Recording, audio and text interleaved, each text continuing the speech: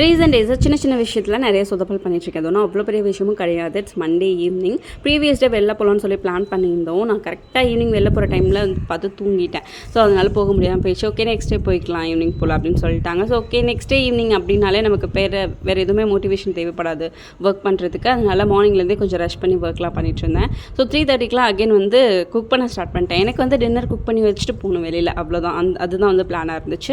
அதுக்கப்புறம் டீ டைமில் cutlet ready பண்ண ஆரம்பிச்சிட்டேன். ஆக்சுவலாக சோயா ரீஃபில் பண்ணிட்டு இருந்தேன் மார்னிங். அது கொஞ்சம் எக்ஸ்ட்ராவாக இருந்துச்சு. ஸோ இன்னொரு கண்டெய்னரில் ரீஃபில் பண்ணுறதுக்கு பதிலாக அது நைட்டு கிரேவியாக ரெடி பண்ணிக்கலாம்னு சொல்லிட்டு கொஞ்சம் எக்ஸ்ட்ராவாக போயிடுச்சு. ஸோ அதனால் இவ்வளோ கிரேவி ரெடி பண்ண முடியாது அப்படின்றதால பாதி எடுத்து கட்லெட் ரெடி பண்ணிட்டேன்.